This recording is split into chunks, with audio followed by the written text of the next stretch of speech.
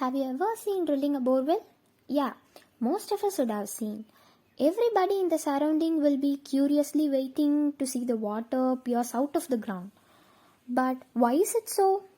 Is water such a rare thing to see? No.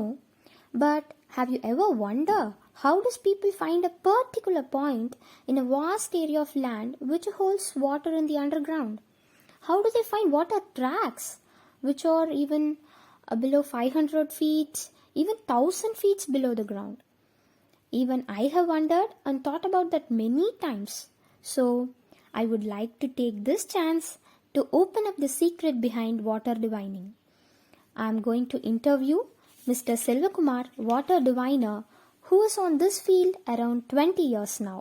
He had surveyed around 3000 borewell points and he has a YouTube channel too, named as Selvam TV. He's going to tell us the facts about finding water source and the science behind water divining. He's also going to explain the different ways that he uses to find the water source.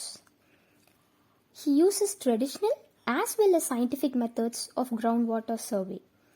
So let us ask him about his experience of water divining for these 20 years and the techniques behind it. நிலத்தடி நீர் பார்க்கறதுக்கு வந்து ரெண்டு வகையான முறைகள் இருக்குது. ஒன்று பாரம்பரிய முறை, அதில் பார்த்தீங்கன்னா தேங்காய், பெண்டுலம், அப்புறம் அந்த ரூபா நாணயம், வேப்பங்குச்சி, வி வடிவிலான அந்த வேப்பங்குச்சி, இந்த மாதிரி குச்சிங்களை வச்சு நம்ம பார்க்குறத ரொம்ப வருஷமாக பாரம்பரியமாக இதை பார்த்துட்டு இருக்க மெத்தட் இது. இப்போ பார்த்தீங்கன்னா மெஷினரிஸ் நிறைய வந்துருச்சு. அதில் ஜியோ மேக்னெட்டிக் சென்சார் மூலமாக ஒர்க் ஆகக்கூடிய ஒரு டைப்பான மிஷினும், இன்னொன்று எலக்ட்ரிக் எலக்ட்ரிசிட்டி மூலமாக ஒர்க் ஆகக்கூடிய கேபிள் போட்டு பார்க்கக்கூடிய மிஷின் ஒன்று, ரெண்டு டைப் இருக்குது. சரி, தேங்காய் வச்சு நம்ம எப்படி பார்க்கணும் முதல்ல பார்ப்போம். தேங்காய் ஒன்று எடுத்துங்க. தேங்காயோட ஷேப் வந்து ப்ராப்பர் உருண்டையாக இல்லாமல் ஓவல் டைப்பில் இருக்கணும். கொஞ்சம் இந்த டெயில் வந்து கொஞ்சம் நீளமாக இருக்கணும். அந்த மாதிரி தேங்காய் எடுத்துகிட்டு இப்படி கையில் வச்சுங்க. விரலில் டெம்பராக வச்சுக்கணும், லூஸ் இல்லாமல். இப்படி வச்சுட்டு அப்படியே நடக்கணும். கொஞ்சம் தூரத்துலேருந்து வரலாம். இப்படி தேங்காய் கையில் வச்சுட்டு ஒரே மாதிரி வேகத்தில் போகணும். ஒவ்வொரு ஸ்டெப்பும் ஈவனாக ஒரே மாதிரி வேகத்தில் வைக்கணும்.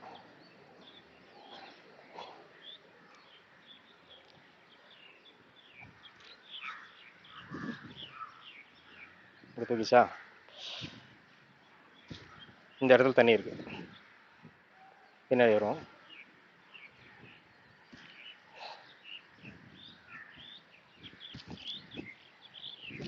ஸோ இந்த இடத்துல தண்ணி இருக்கிறது நமக்கு தேங்காய் காமிக்குது.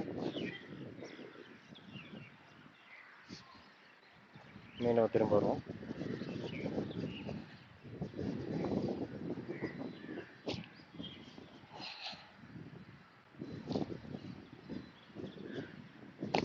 ஸோ இங்கே தண்ணி இருக்குன்னு தேங்காய் காமிச்சிருக்கோம் நமக்கு.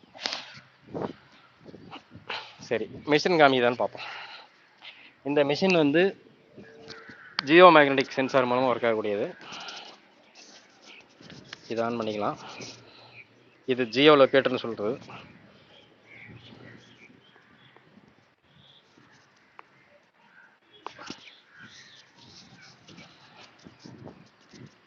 இப்போ தேங்காயில் காமிச்ச இடத்துலேயே மிஷின் காமிக்குதான்னு பார்ப்போம். இந்த மிஷினை பொறுத்த வரைக்கும் தண்ணி இருக்கிற இடத்துல சுத்தம், அது வரைக்கும் நேராக போயிட்டே இருக்கும். தண்ணி இருக்கிற இடத்துல ரொட்டேட் ஆகும்.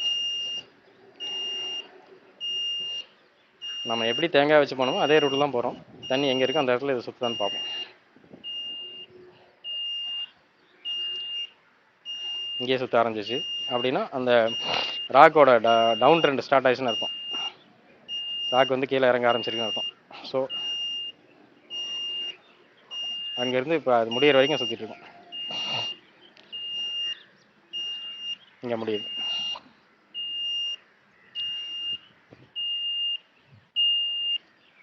இன்னும் போவோம்.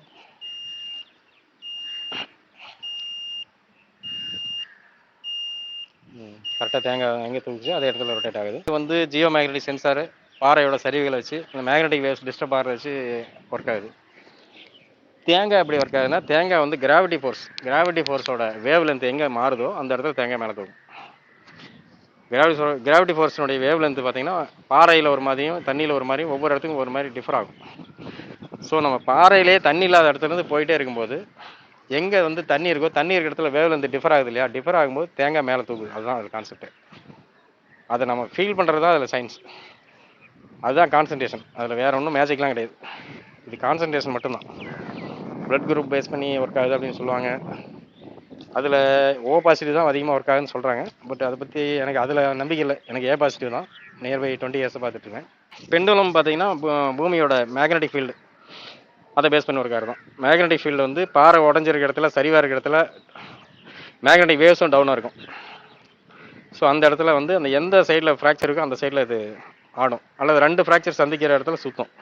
அதான் இதில் கான்செப்ட் பெண்டுலம். பெண்டுலம் வந்து இந்த மாதிரி பொருளில் தான் யூஸ் பண்ணோம் அப்படிங்கிறதெல்லாம் கிடையாது. எனி வெயிட், அதாவது மெட்டல், இரும்பு, பித்தளை, தங்கம், ஈவன் கல்லை கட்டி விட்டால் கூட ஒர்க் ஆகும். இப்போ ரவுண்ட் அடிச்சுன்னு மறுபடியும் ஒரு பக்கமாக ஆடுது இல்லைங்களா, இந்த டைரெக்ஷனில் ஒரு ஃப்ராக்சர் இருக்குது அப்படின்னு அர்த்தம்.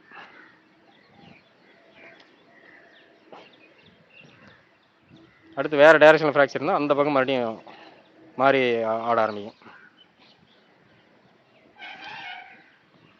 என்ன இந்த மெத்தடில் வெறும் பெண்டுலம் மட்டும் வச்சு பாயிண்ட் பார்த்தோம்னா ட்ரை சீசனில் ஃபெயிலியர் ஆகும். என்ன காரணம்னா, தண்ணி இருந்தாலும் இல்லைனாலும் ஃப்ராக்சர் இருந்த பக்கமெல்லாம் அந்த பெண்டுலம் ஆடும். 2 ஃப்ராக்சர் எம்டி ஃப்ராக்சர் சேர்ந்தாலும் சுத்தம். ஸோ பெண்டுலம் மட்டும் வச்சு பாயிண்ட் பார்க்குறது நாட் அட்வைசபிள். இப்போ இந்த பக்கம் ஆடுது இல்லைங்களா, இந்த சைட்லேயும் ஒரு ஃப்ராக்சர் இருக்குன்னு அர்த்தம்.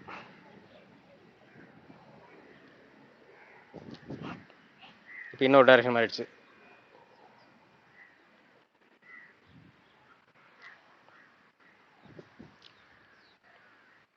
ஸோ மல்டிபிள் ஃப்ராக்சர்ஸ் சந்திக்கிற இடம் இது அப்படிங்கிறது தெரியுது. இந்த காயின்ஸை வச்சு இந்த மெத்தடில் பாயிண்ட் பார்க்குறது இன்ட்ரடியூஸ் பண்ணதே நான் தான். இதில் எப்படின்னு கேட்டிங்கன்னா, இதை வச்சு பாயிண்ட் பார்க்க முடியாது, இருக்கிற ஃப்ராக்சரோட தன்மையை தெரிஞ்சுக்கலாம். அதிகமான ஃப்ராக்சர் வருமா, சின்னதாக வருமா, பெருசாக வருமாங்கிறது. காயின் நல்லா வேகமாக சுற்றுச்சுன்னா பெரிய ஃப்ராக்சர், பெரிய ஃபால்ட் ஜோன் அப்படின்னு அர்த்தம். இப்படி காயின் 2 காயின் நடுவில் இன்னொரு காயின் வச்சுட்டோம்னா அப்படியே விட்டுட்டோம்னா அது காரக்காரன்னு சுத்தம்.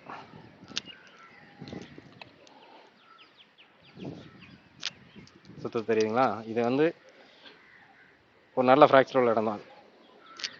இவ்வளோ வேகம் சுற்றுச்சுன்னா குறைஞ்சபட்சம் 2 இன்ச்சு to 3 இன்ச்சு தண்ணி வரும்.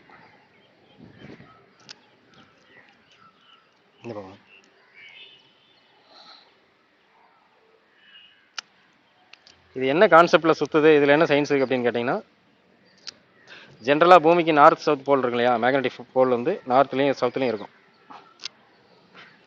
பூமியோட மேக்னெட்டிக் ஃபீல்டுக்கு ஆதாரமே பார்த்தீங்கன்னா பெரிய பெரிய பாறைங்க தான். அந்த மாதிரி பாறைங்க வந்து உடஞ்சிருக்க இடத்துல, பெரிய பாறை உடஞ்சிருக்கு அப்படின்னா அங்கே அடிஷனலாக இன்னும் நார்த் சவுத் போல்ஸ் வந்து ஜென்ரேட் ஆகிடும்.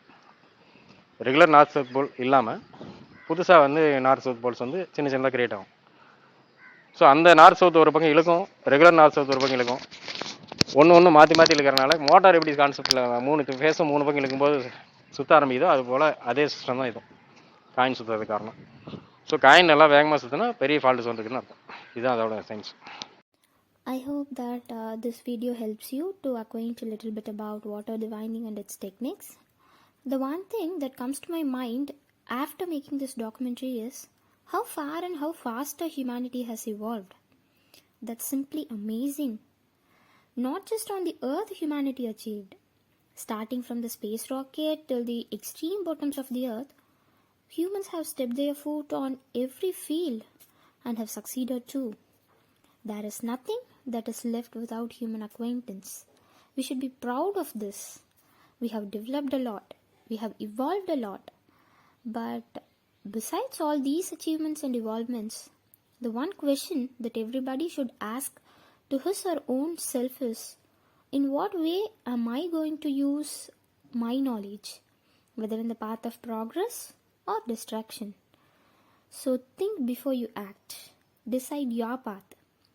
Because every human is bestowed with enormous energy and capability to achieve something in this world. So decide your path and move on. There is nothing to stop you. Thanks a lot for giving me this opportunity. Thank you.